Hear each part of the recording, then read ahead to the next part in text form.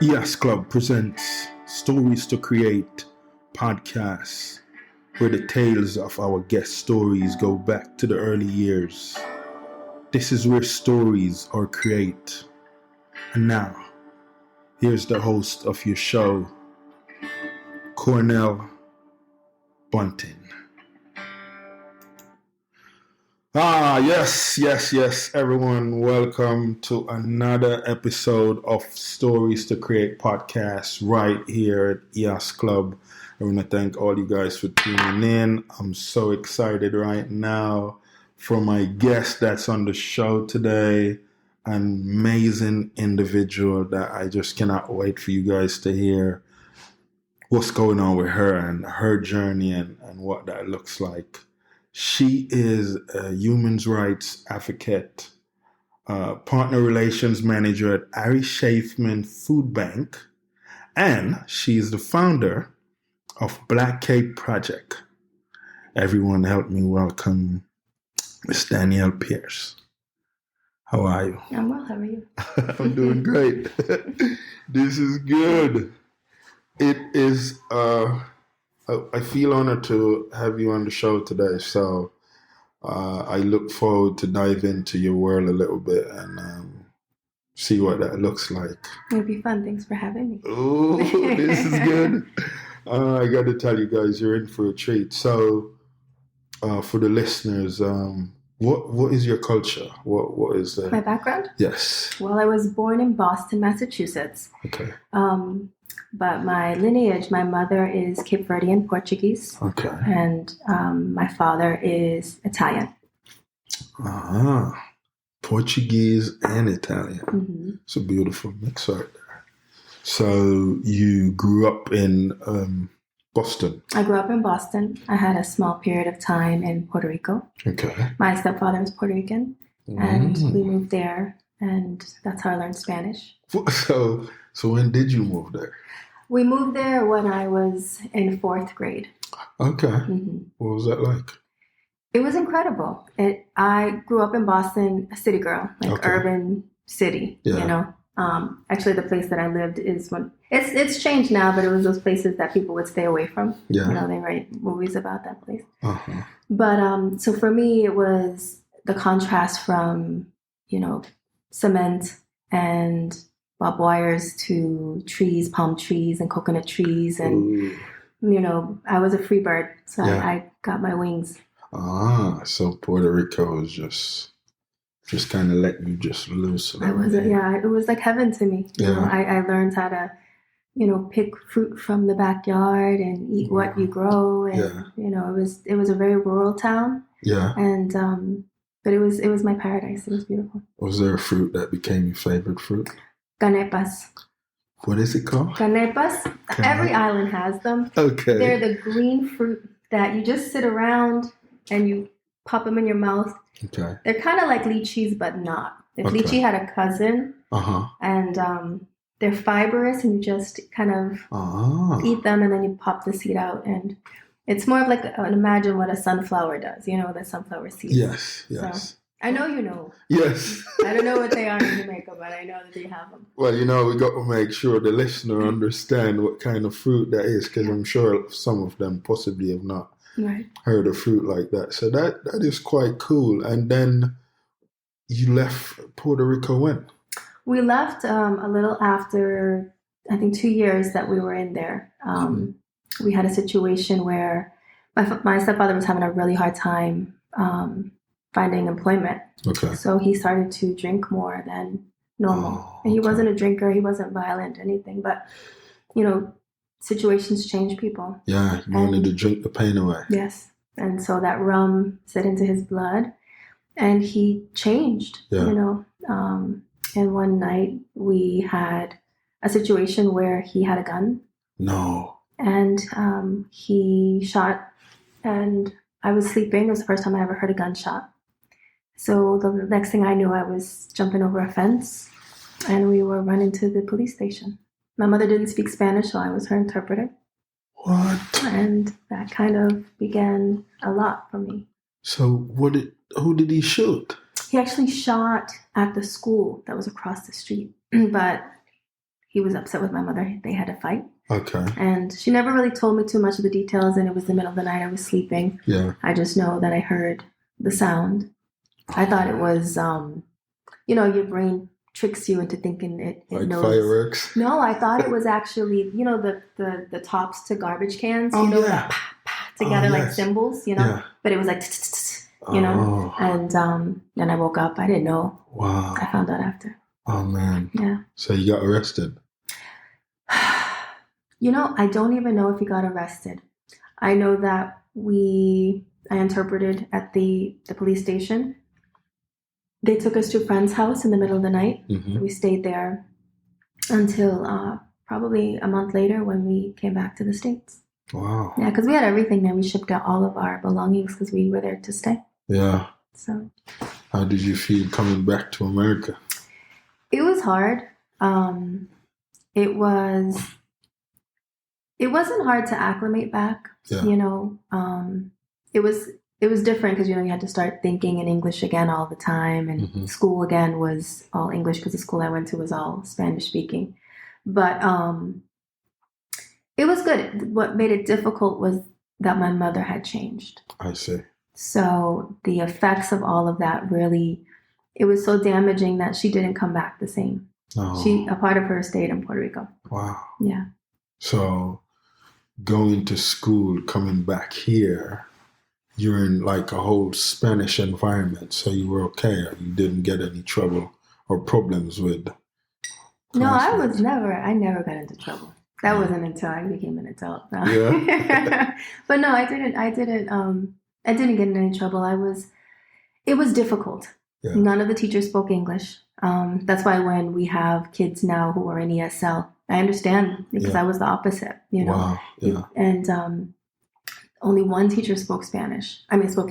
Wow. And so it was difficult, but I worked hard. Yeah. And I made sure that I ended up being an all-A student. Wow. Mm-hmm. One of my cousins actually killed my bunny because of it.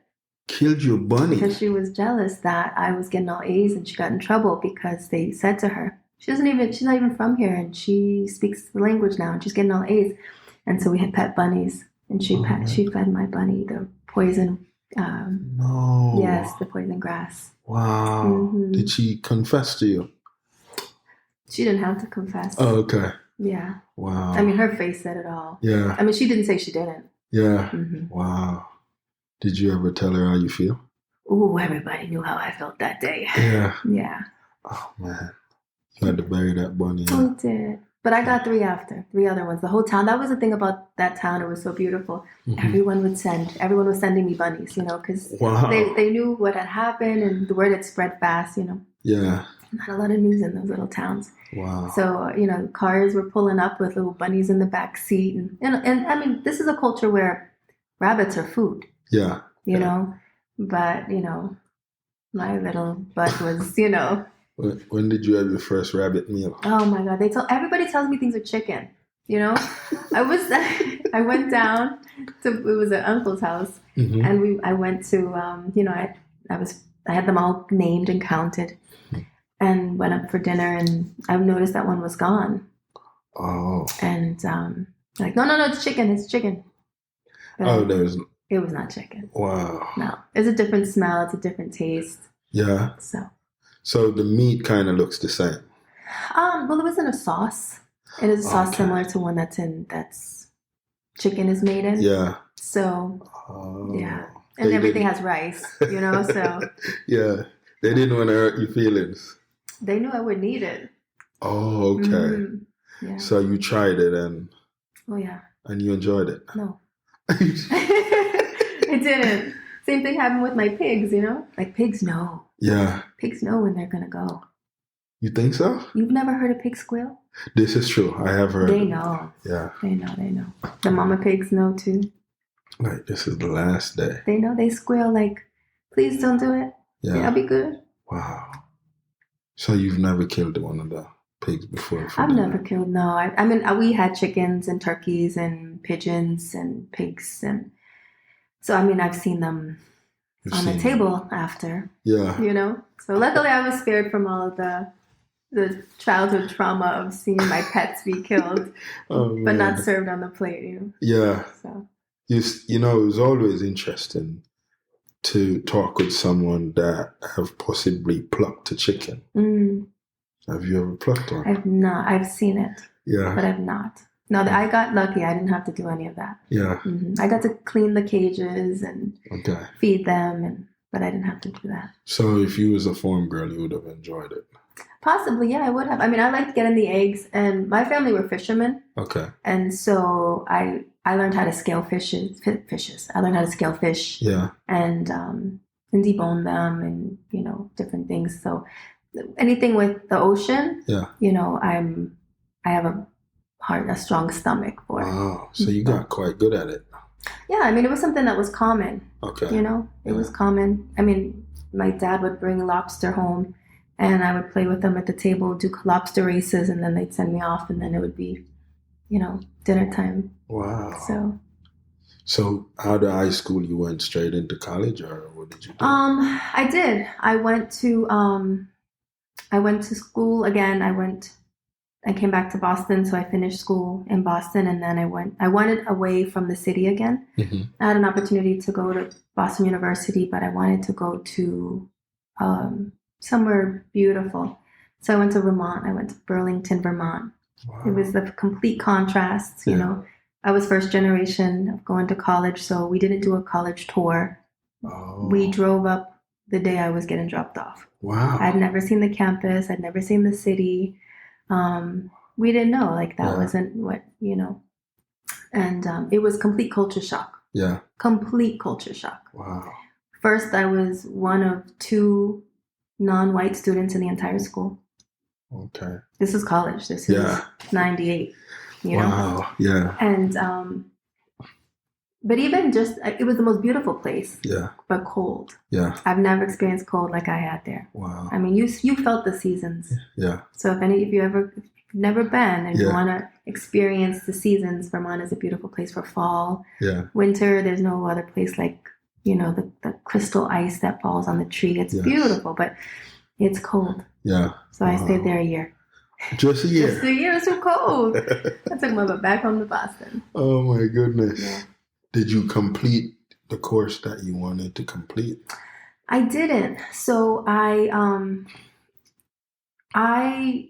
very early on when I came back, I had a situation.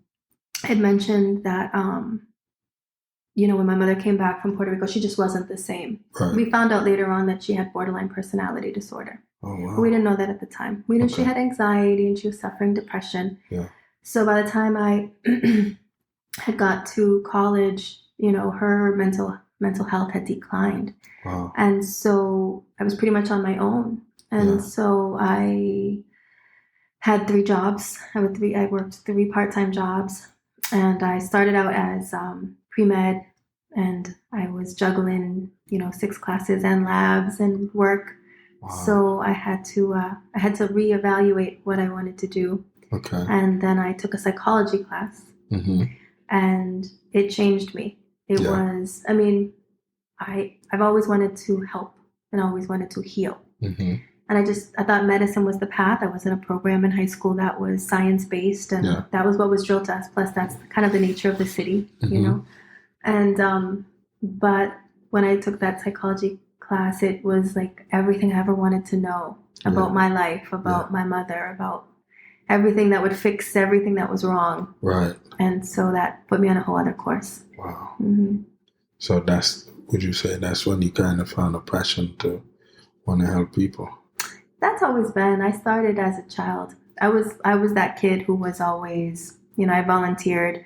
I was taking care of sick family members, taking care of my mother. I was an old soul, and I was, at 10, I was a grown woman. I was responsible for a lot. So, but this gave me the pathway. This gave me, the method, the tools.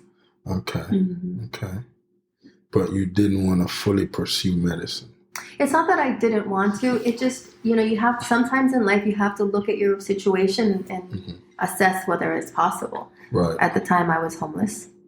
Okay. And I was juggling, trying to find, employment that could help me stay on campus, but it was just too much. And then I moved to Memphis, actually, and that's where I ended up finishing. But it was the best pathway, because it was healing, and it was still medicine. I mean, there's the science. Psychology is a science. It's just the science of the brain, right? And so. Wow. I've always heard people talk about Memphis. What was that like? Memphis I was there 13 years. So Memphis was home. I grew up in a lot of ways in Memphis. I was 21 when I moved. Mm-hmm. And Memphis is probably the roughest city I've ever lived in. Mm-hmm.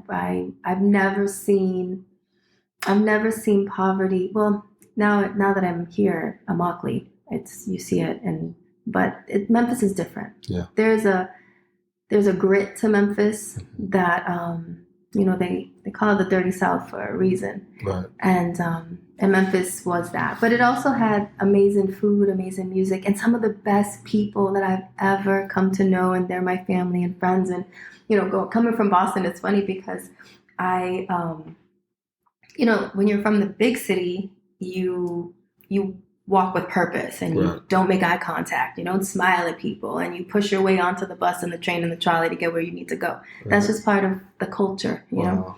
When I moved to Memphis, I'll never forget, I was driving, and this old man walked by, and he waved to me. And I'm like, well, how do I know him? Yeah. Did I meet him at church? And my friend beside me was like, no, he's just being kind and saying hello. Wow. So it was like that culture. Again, I had dealt with it in Vermont, and then again in Memphis. I think anytime you go to new places, you deal with, the cultural differences, even in the States. I think people take that for granted sometimes. Yes. So it was a big culture shock at first, but I loved it. There's parts of it that I loved. Yeah. And they helped shape who I am. That's where I became an advocate.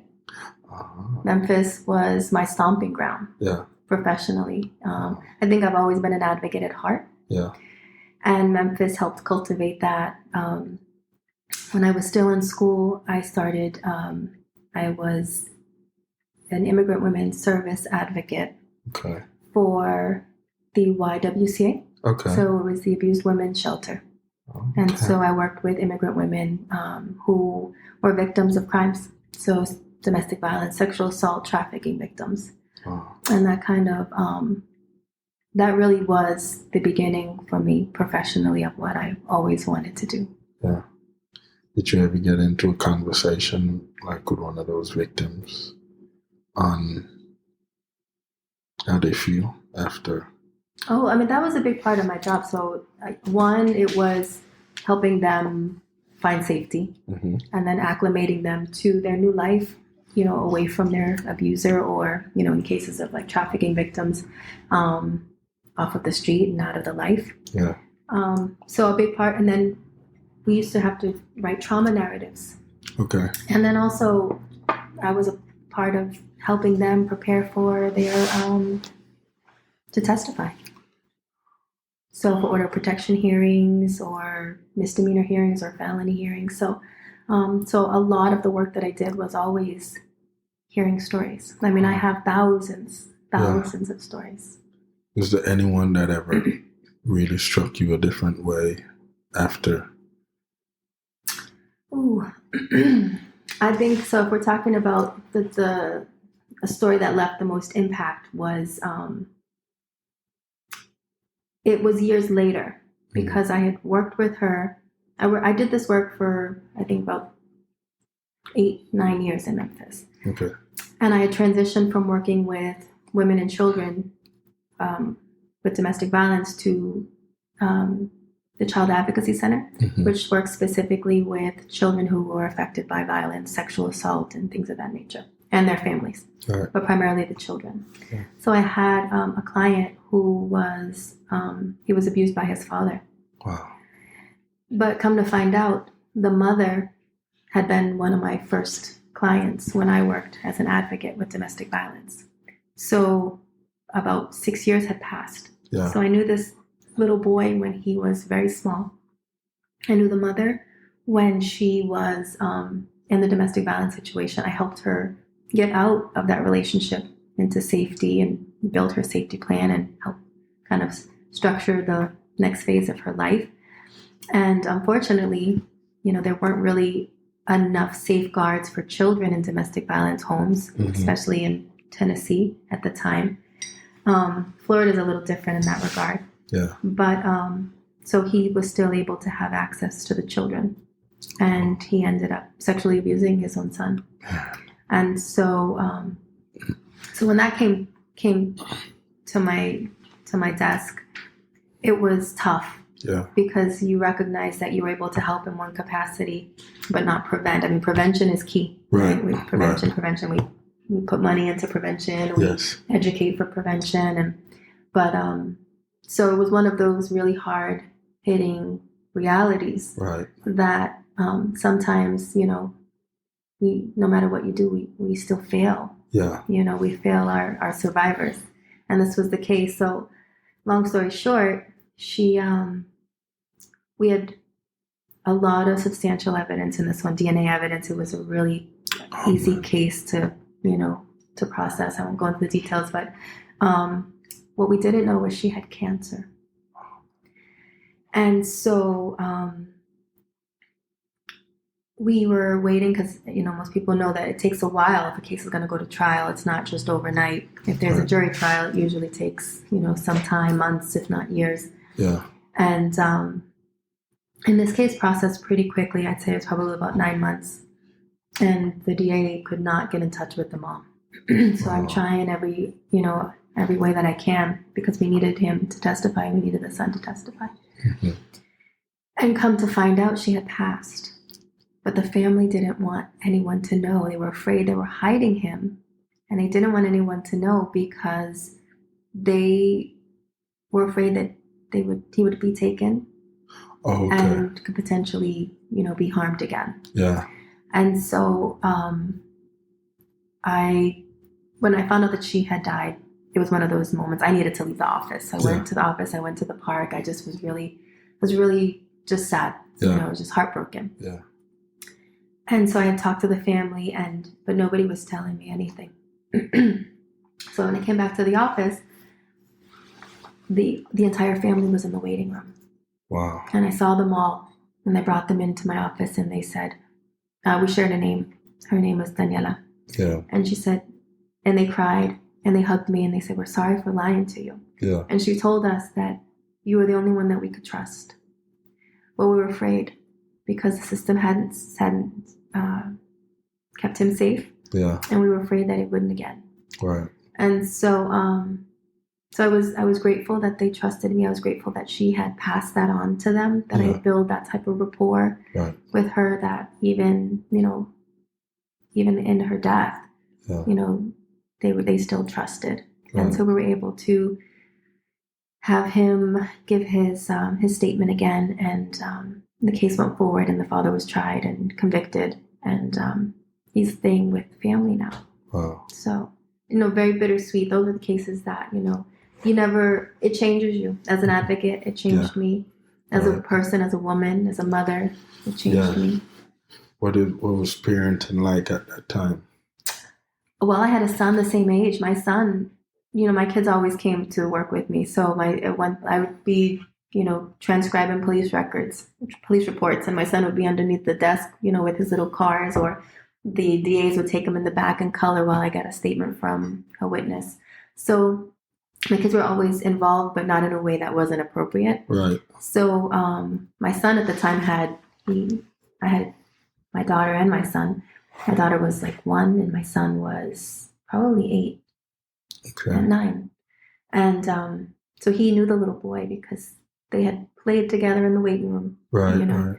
So motherhood was built into the work. They were there with me when I did events and rallies. They were a part of it. You can't do this work. Right. This work isn't a 9 to 5. Right. This is not, you clock in, you clock out, you say we're closed. Yeah. Right. And then after it's community building, right? When you're saying you're tackling, human rights, victim rights, women's rights, it doesn't end just because, but you have to have a balance. Yes. And I had to learn that. Yeah. I had to learn the balance. A lot of people say, how could you do that work for so long and it not affect you? It definitely affects you. It affects all of us. Yes. You know, we're seeing it now when people are watching and so exposed. We weren't this exposed visually to violence in real time, and we saw movies and fictional violence, but now we're seeing things in real time. Yeah. You know, broadcast and publicized. You know, so we're a little desensitized, but you know, that's why I teach burnout prevention, you know, compassion fatigue prevention and awareness, because it's a real thing. And for a long time, especially in the mental health industry, I mean, I think all healers, I think all medical professionals and professionals who are, you know, helping, even first responders, it's always, you just have to have the tough skin. If you're not cut out for it, then you're not made for the work. You know, there was no, you know, if you had to go and talk to someone, it was almost, you know, you were fearful you could maybe lose your job. You know, that's changed now. So we've evolved as a industry, professionally. Awareness is, and even the mental health, the stigma behind mental health and mental illness isn't what it was, you know, some years ago.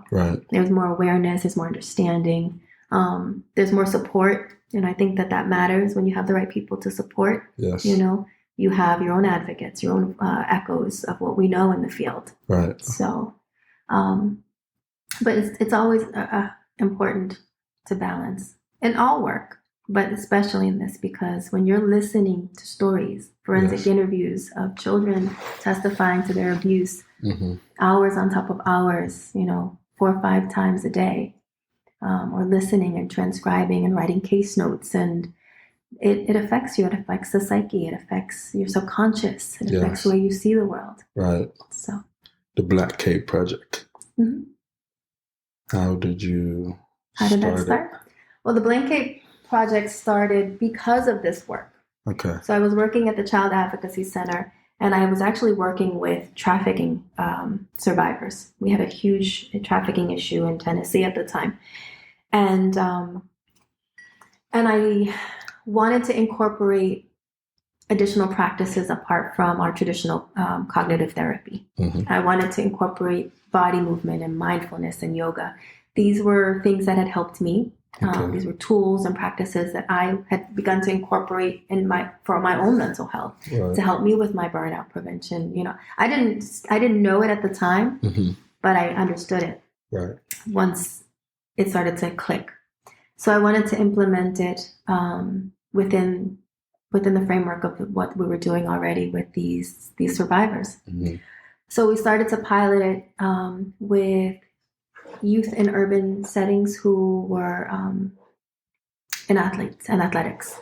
So I would go in and I would do workshops and sessions and mindfulness practices and teach yoga to students who were survivors themselves, but also exposed on a daily basis to violence. I mean, violence was the norm in their environment. So what we knew was their nervous system was always tense. It was always on high alert, high alarm, you know, that fight or flight was present, you know. So that's where it began. So it began in Memphis. And then I moved here because my mother was diagnosed with pulmonary fibrosis. And so she was ill, so I came with my children, and then I started to implement it here in some of the work that I was doing with youth in various capacities. It's amazing. Now, when did Harry Chapin Food Bank come in? Oh, that's been recent. So, you know, we talk a lot about the work I did as an advocate. So I think it was about 13 years total. And the work, I was getting to a point where burnout, not that I was recognizing that it was inevitable, but I was getting saturated by the stories. So I knew it was time to pivot, make a shift, but still be, you know, close enough to make an impact. So this opportunity came up, and it was an amazing fit. It's beautiful work. I love it. It's fundamental. I mean, it's feeding people. You know, it's the baseline of, I've seen it on the other end, you know, in social services, helping link people to services and resources. Mm-hmm. But now I am a resource. It's beautiful. So it's beautiful. It's wonderful work. It's incredible. It's probably the most. Every day when I go through the warehouse, you see the impact. Yes. When the trucks leave, I always say that it's similar to like a fleet of army trucks going, but this is an army against hunger. Yeah. These trucks are full of food, going into community. Wow. And so it always impacts me every day. It hasn't diminished yet. It's fascinating just to see it. It's beautiful. I mean, it's incredible, and I didn't even understand the scope prior to working there. I don't think you really can. Yeah. There's certain things you just have to see and have to be a part of to really understand it. Wow. Now, a lot of those organizations that you guys supply with food, have you got a chance to go in and work with them to see some of the people that what you guys are doing impact? So I manage, I oversee 100, right now probably 146 to 160 partner agencies. And they range from churches to nonprofits to mental health facilities to transitional housing to halfway houses to residential homes, food delivery, soup kitchens, schools, after school programs. So part of my job and my team is to go out and, build relationships with our partners. Wow. And keep them compliant, and so we can keep people safe. Yes. So I definitely, I have my boots to the ground all the time. We do distributions. We've had to go in and assist other of our partners when they have some issues. And so I get to see, I'm there sometimes, loading the trucks. We had the hurricane and we were all hands on deck. Mm-hmm. I mean, it was 2 days after the hurricane, all of us were at distribution sites, filling cars with water and MREs. And, so I see the impact, and you see the faces, you see the thank yous and all of it. Sometimes it's not glorious work, but it's amazing work. Yeah. Mm-hmm. Man, that is beautiful. Now, with what that looks like in the communities and stuff like that, is that something that you feel you'd like to do maybe on a weekly basis or only when you feel like it? The distributions? Or just working with individuals themselves, the people? See, for me, I'm at the capacity now where I really love to train others to make their impact, That's So good. I love going, right now I build programs amongst the partners so that they can, their capacity building, right? Capacity building programs. So they're expanding, they're learning about grant funding, other types of foundational funding, how to expand what they're currently doing so that they can have a higher impact, because the need is increasing and we don't see it declining. So I really it's always about making the major impact. Mm-hmm. If I can working one-on-one with clients, and that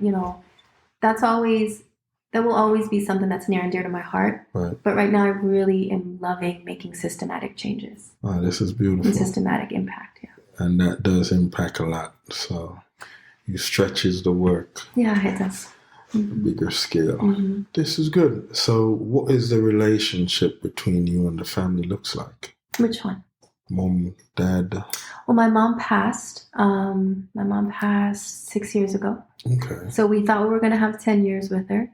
And unfortunately, we only had 3. Wow. And so, but I'm so glad that we did make the move. Okay. And that we were able to be here for her. Yeah. And my dad is still in Boston, and he's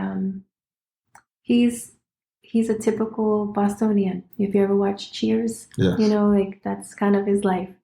He's retired now. He's 80 years old, and I'm trying to get him down here to be a snowbird, but it hasn't piqued his fancy just yet.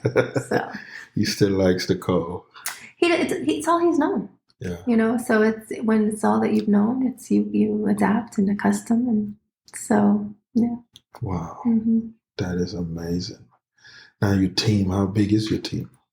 At Harry Chapin? Yes. I'm part of the programs department. Yeah.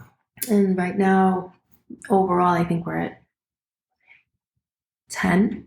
10. But my particular team, the partner relations team, we have 4 and myself. Okay. Mm-hmm. That's beautiful. So, what relaxes you? Oh, I meditate. Okay. That's actually probably, a good walk at the beach is probably the best. And when I say meditation, I always, especially when I'm teaching it, I always remind people that meditation is anything that brings you back to the connection with yourself. Yes. That doesn't disrupt anything else. Right. So for some of us, it's a run, it's a walk, it's a swim. But there is definitely, when you meditate and you sit in stillness, mm-hmm. and you're just in the body, but separate from the body, and not controlling anything, and the mind is just able to be. Right. That is when I'm at my most peaceful place. And that sustains me for days, really. Right. So I know the listeners are listening now, and they're saying it sounds so easy, but it's not so easy to do, isn't it? Meditation is, we have forgotten what we were born with. Right. So it's really, meditation is truly just remembering what we've always known. Yes. So, but to answer it in a real tangible way, yes, it's hard. It is hard because, especially with everything and all the stimulus, our minds are so splintered. Yes. Yeah.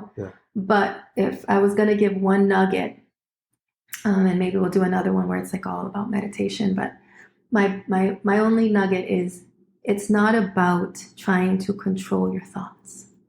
A lot of times I hear, but I can't stop thinking. You're not supposed to stop thinking. If you stop thinking, you're dead. Right. Right? It's not about not thinking. It's about allowing thoughts to come, but not fixating on them. So I have this technique where I say, some of us, this works, some, they need something a little stronger, but I say, imagine a big white feather. Yeah. So when the thoughts come in, you don't want to stop the thought. Right. Because it's a thought and it's energy. It's meant to be there, right? Yes. It's gonna, but if you just dust it away with a feather, right? And then you can go back into your practice. Some people need a bat. They need to hit that thought really far, but whatever works for you. But the point is not to immediately sit down and think that you have to absolutely empty the mind completely immediately. That's not really, it will never be effective because the mind is made to think. Right. Would you say that's a big part of yoga or no? Yes. I mean, yoga and meditation truly are synonymous in regards to the effects and the movement of energy and the importance of breath. Right. Yoga, now there are forms of meditation like Raja Yoga. Yes. It is meditation, but there's, yoga in the sense of the asanas or the body postures, the positions, when people think of like the stretches or the pretzeling, so to speak. Those are, they're important to bring oxygen into the body, to bring, it's called prana, life force, right? That energy that lives within our cells and our body. It increases that, right? Right. And so that's where healing happens. Okay. So meditation, that happens, but for the mind, Okay. And so but it is synonymous. So you studied the brain. Mm. How much percent do you really think we use? Ooh, they said only 10, right? I think we'll never get as smart as AI. I think we're screwing ourselves over. Yeah. But how much do I think we use? I think that we still are developing the technology to really understand what we truly do with our brains. Yes. For instance, maybe 10 years ago, neuroplasticity wasn't as well known and is understood as it is now. Before, we thought that if anything was damaged in the brain, it couldn't heal, right? These synapses wouldn't regrow. Now we know that the brain is able to not only heal but gain new pathways. Wow. Yeah. So I think we're still understanding. we're trying to go to space, we really need to continue on the body. Yes. You know. So do you feel like there's a lot of prioritizing that needs some redirecting a little bit? Yeah. For just with what a lot of the researchers do in general. Well, absolutely. Research is all based on who's willing to fund the research. So who's willing to bankroll what we want to know, right? And who's willing to validate what an idea that someone has. Yes. I love research. Yes. I love research. I just wish that it wasn't so expensive. Yeah. Wow, this is beautiful. So, if you was to tell a listener that is struggling with maybe self-confidence or identity because of how society presents itself or the pressure of it, what would you say? Ooh.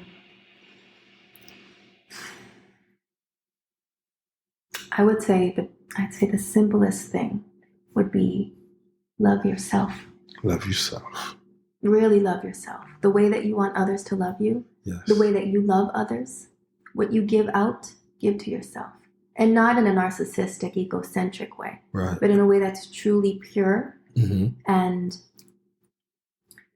full of all that you need. Because sometimes that self-identity, it's because the chatter of everything outside. Right. But when people are confident in who they are and they understand who they are, yes. And that changes with age. As we grow, we learn who we are. But if we can love ourselves, truly love ourselves, accept ourselves, then all that other chatter isn't going to matter as much, right? We are part of a community. So what others think of us is always going to be important in one way or the other. Yes. But it can't be so important that it starts to erode our self-concepts. But if we truly love ourselves and give ourselves what we look for elsewhere, right, then, it's a key. It's a key that unlocks something that's powerful. What does the next 5 years look like for you? Ooh, next 5 years.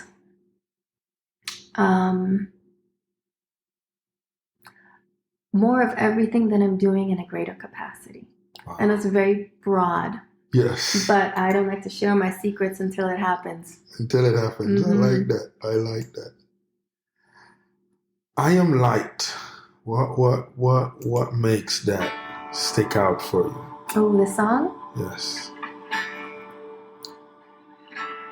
Well, it goes back to what I said about remembering how we came. We forget the journey takes us into so many different directions, and so many of our life experiences and the stories and the influences and the traumas, they start to erode that light. We forget. We stay in the dark. We stay in the shadow. And if we just remember that we started as light and we'll end as light, then, yeah, that's pretty much why. Wow. That is so beautiful. I feel at peace. Do you? Just light a candle and just let it flow. That's it. When was the first time you heard this song? Oh, the first time I heard this song was probably 8 to 9 years ago. Okay. Yeah. Well, for you guys, this is I Am Light by India Ree.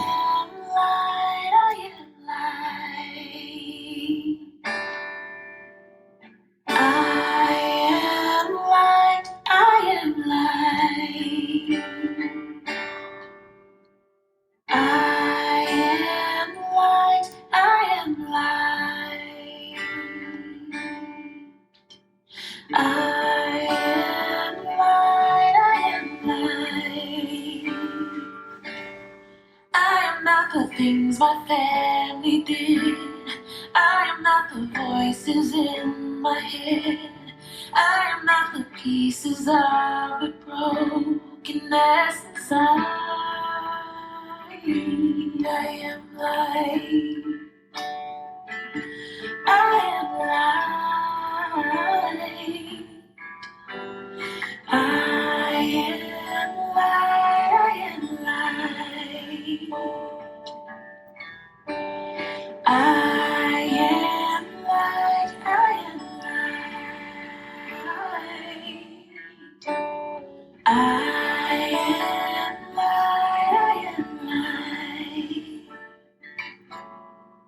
not the mistakes that I have made, or any of the things that cause me pain. I am not the pieces of the dream I left behind.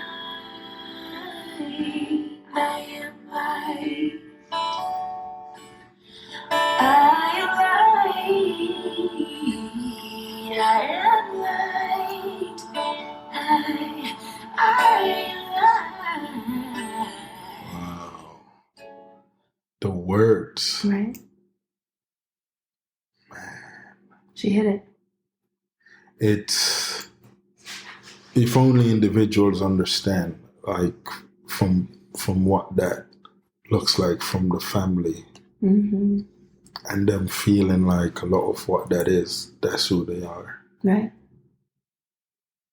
You think we're moving into well, I know we're in a paradigm shift right now, Mm. but you think we're raising enough awareness to help the minds understand? I think we still have a lot of work to do. Yeah. I think that there's awareness. Mm-hmm. There is a desire Mm-hmm. for higher consciousness, for peace. Yeah. I just think that collectively we need to work together, Yeah. because I don't think that splintered will ever get it done. Wow. Maybe someone say why you think so. Why? Yeah. Well, I mean, think of how many attempts have been made, right? I mean, we're standing on the backs of our forefounders, our prophets, our savior. Mm-hmm. We're a small part. We're a speck of it. Yeah. We're not meant to do it alone. And even light isn't one small particle. It's a collective. Right. You know. Yeah. So we have to do it together. Wow. It's not mine. Yeah. What's your next favorite song? I have so many. Well, okay, let's do one that gives you, that gives you that energetic feel, like you just want to go out and just go like 180. Ooh, okay. You put me on the spot. Man, see, I love music, so my brain now is splintered into like a hype song. Right now, I really like. I mean, I know Beyonce is one of your favorite singers. No, she's not actually. Okay. No offense. I appreciate her artistry, but my favorite singer is Janet Jackson. Oh, you know what? Uh-huh. Okay, so this one's too slow, but Janet Jackson is when you asked as a child, it's "Children of the World." It's an old one from Rhythm Nation. Rhythm Nation. That's Rhythm Nation. That would be a good one.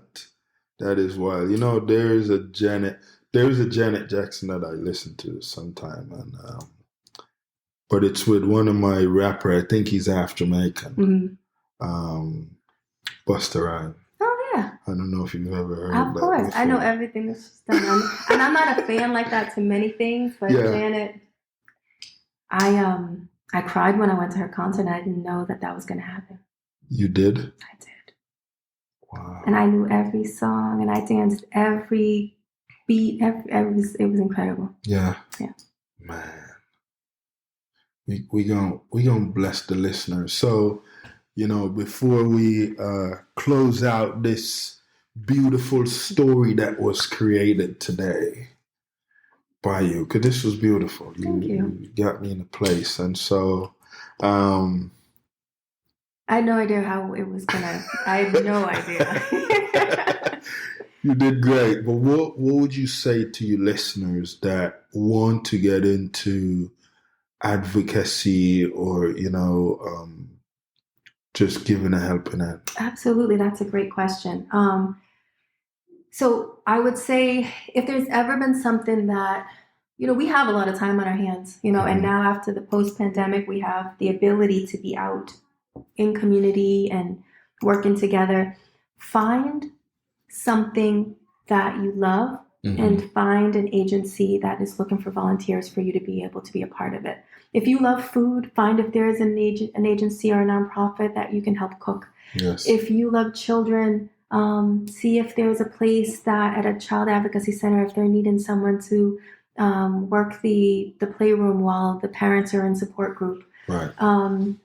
If you love to build, if you're a driver, whatever, if you have a skill, if you're retired, but even like for our youth and for our younger people, don't hesitate to use your time giving back. Right. We have this whole, especially nowadays, a like will get you money, right? Yeah. Be okay with doing something where what you're going to get back is the ability to say you made someone's life a little bit better. Yeah. Like, let that be enough. Yeah. Yeah. Let that be impactful and feel the reward of it. Right. Post about it if you need a like. Wow. You know what I mean? Yeah. But don't hesitate to give back. I like that. That's a beautiful way to go out on today's episode. And I think this Janet, but of course my new Buster. I know this song. The question for you guys that are listening is, what's it gonna be? What's it gonna, I'm an artist, so I try to be as creative as possible.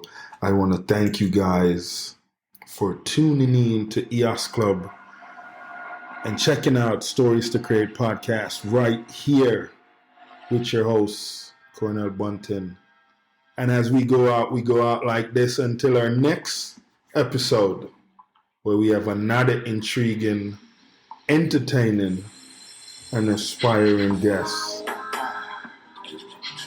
Until that next story.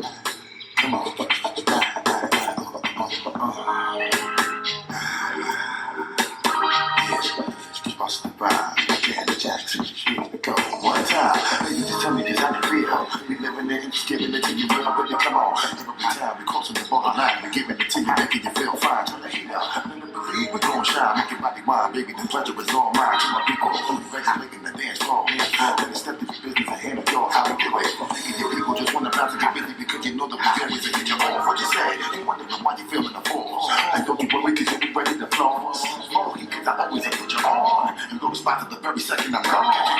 Now that you're tired, I hope your body be moving, but good and keeping you moving. That's what we're doing, and you know we're gonna take your body wet.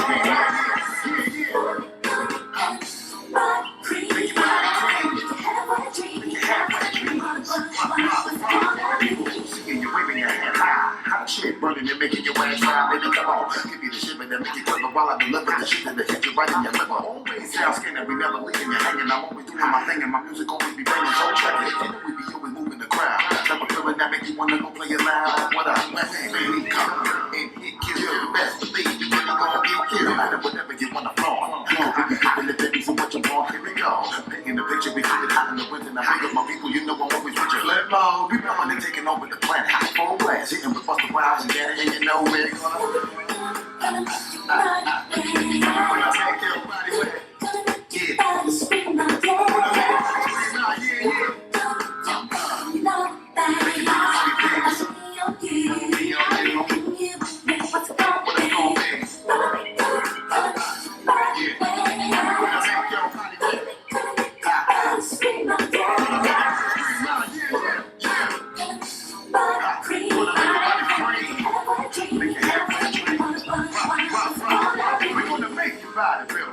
Well, there you have it, everyone.